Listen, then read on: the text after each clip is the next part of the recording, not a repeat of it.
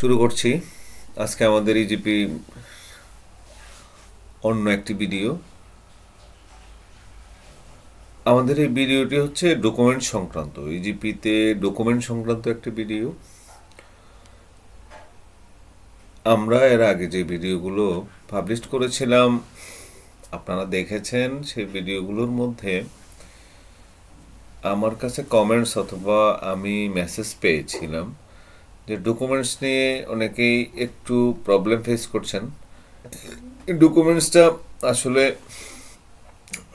ইজিপির demand অনুযায়ী আমাদেরকে soft copy এবং হার্ড কপি সেটা সেখানে দিতে হবে। হার্ড কপিগুলো কুরিয়ার করতে হবে এবং সফট কপিগুলো আপনি রেজিস্ট্রেশনের সময় আপনাকে আপলোড করে দিতে হবে। তো এই ক্ষেত্রে ইজিপির ডকুমেন্টসগুলোর মধ্যে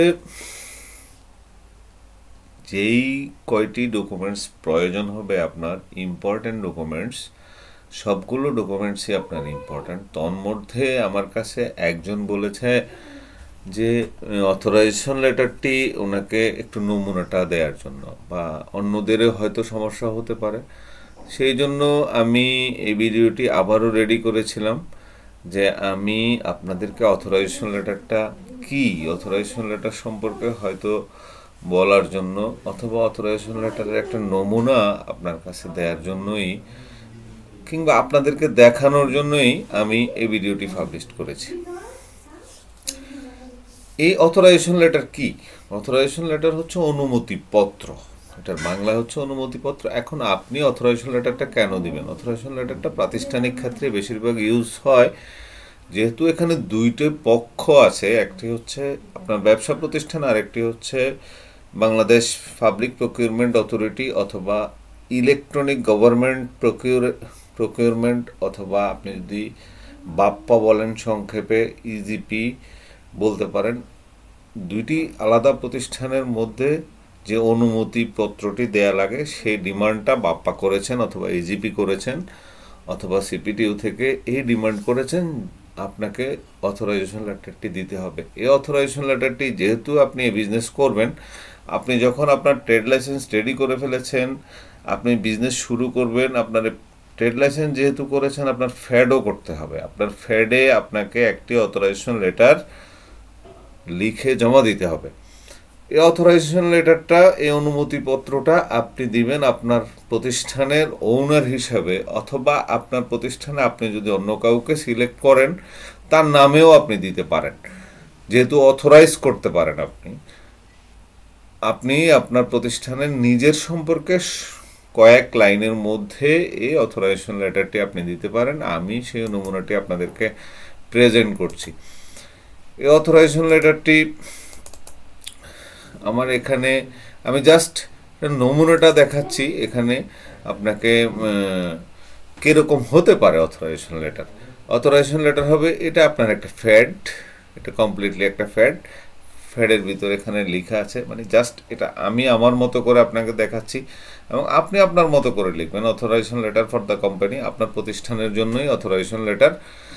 আপনি লিখতে হবে মাই সেলফ, এখানে আপনি লিখেন বা আপনি আপনার নাম দিয়েই শুরু করেন অথবা আই লিখেও শুরু, আপনি আপনার মতো করে এখানে 3-4 লাইনের মধ্যে লিখে আপনার ন্যাশনাল আইডি দিয়ে আপনি একজন বিজনেসম্যান, আপনার বিজনেস অ্যাড্রেস, বিজনেস প্রতিষ্ঠানের নাম এবং আপনি প্রতিষ্ঠানের ওনার হিসেবে এই অথরাইজেশন লেটারটি আপনি লিখতে পারেন। আপনার এই প্রতিষ্ঠানের has no partners in the future, আপনার এই প্রতিষ্ঠানের কোনো ফিউচার নেই, কেউ ক্লেম করলেও এটা ক্লেম করতে পারবে না,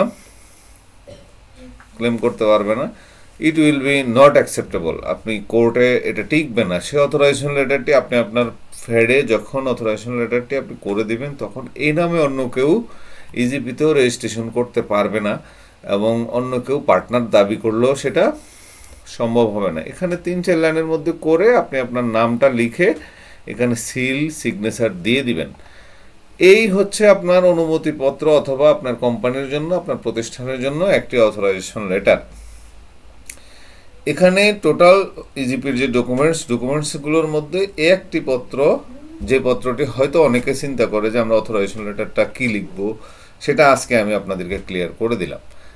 আরেকটি পত্র হচ্ছে যেটা নোটারি পাবলিক করা যায়। নোটারি পাবলিক মানে আপনার হলফনামা, আপনার কোম্পানির নামে আপনি হলফনামা, আপনার প্রতিষ্ঠানের হলফনামাটা আপনি তৈরি করে দিবেন। আমি সেখানে চলে যাচ্ছি। হলফনামাটা আপনি কিভাবে তৈরি করবেন? হলফনামাটা তৈরি করতে হবে হচ্ছে আপনাকে 300 টাকার স্ট্যাম্পে আপনার বাসার পাশে, বাড়ির পাশের একজন লয়ারকে দিয়ে আপনি এটা করাই নিতে হবে। দেখেন এখানে 300 টাকার 3টে ফেজ আছে। 3টা ফেজের মধ্যে প্রথম ফেজটা হচ্ছে এখানে আপনি আপনার নাম, আপনার পিতার নাম, আপনার ঠিকানা, আপনার এগুলো লেখার পরে আপনার প্রতিষ্ঠানের অ্যাড্রেস, এগুলো লেখার পরে আপনি যে বাংলাদেশি নাগরিক সেই সূত্রে আপনার tin, VAT, national ID, mobile number, bank account number, এগুলো প্রথম ফেজে। আমি আপনাদেরকে এই নমুনাটা দেখিয়ে দিচ্ছি যে এটা আমার মতো এরকম হবে, কিংবা আমি এরকমই দিয়েছিলাম। এখন হয়তো আপনার লয়ার আরও সুন্দর করে লিখতে পারে বা আপনার মতো করে লিখতে পারে। আপনি সেকেন্ড ফেজটা আছে হচ্ছে 2য় নাম্বার, ব্যবসা প্রতিষ্ঠান, এটা কী ক্যাটাগরির ব্যবসা প্রতিষ্ঠান, এটার অ্যাড্রেস কোথায়। তারপরে 3য়টা হচ্ছে আপনি আপনার প্রতিষ্ঠানের একক মালিকানা দিন, কোনো পার্টনার নেই। থার্ডগুলো, এগুলো সব রুলসের ব্যাপার, লয়ের ব্যাপার, এগুলো উকিল সাহেবরা সুন্দরভাবে লিখে দিবে।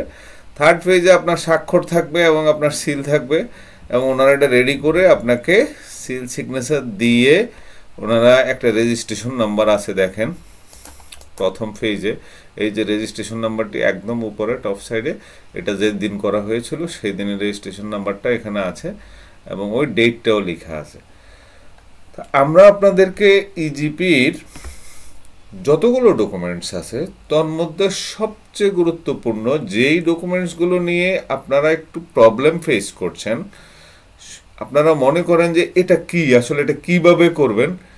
আমি প্রথম আমাদের যে ভিডিওটি পাবলিশ করেছিলাম সে ভিডিওটি তো বলে দিয়েছিলাম যে আপনারা যদি কখনো কোনো প্রবলেম ফেস করেন তাহলে আমরা আপনাদেরকে নেক্সট টাইম আমাদের নমুনাগুলো হয়তো দেখিয়ে দিব, আপনারা সেটা আমাদেরকে জানাবেন। যাই হোক, আপনাদেরকে থ্যাঙ্কস যে ভিডিওটা দেখে আপনারা ডকুমেন্টসগুলো নিয়ে আপনাদের সাথে আমরা শেয়ার করতে পেরে যে আপনারা এই প্রবলেমটা ফেস করছেন। আমি আশা করব, আবারও আমি তরুণদেরকে আহ্বান করব, আপনারা এই বিজনেসের সাথে ইনভলভ হওয়ার পরে আমাদের দেশে সরকারি যে বাজেটের টাকাটা, যে প্রকিউরমেন্ট খাত অথবা সার্ভিস অথবা ওয়ার্কসের খাতে যে টাকাটা ব্যয় হচ্ছে সেটা স্বচ্ছতা, জবাবদিহিতা নিশ্চিত করার জন্য ইজিপির মাধ্যমে কাজ করুন।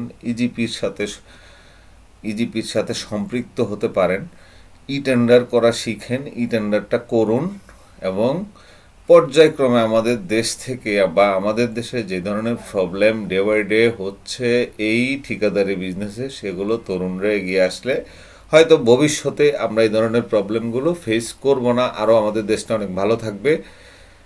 আমি তাই সবাইকে আহ্বান করছি। আমি আজকের মতো আপনাদেরকে ধন্যবাদ দিয়ে শেষ করছি আমাদের ইজিপির ডকুমেন্ট সংক্রান্ত এই ভিডিওটি। অবশ্যই দেখবেন, লাইকস কমেন্টস করবেন এবং সাবস্ক্রাইব করবেন। আপনাদেরকে অসংখ্য ধন্যবাদ। আল্লাহ হাফেজ।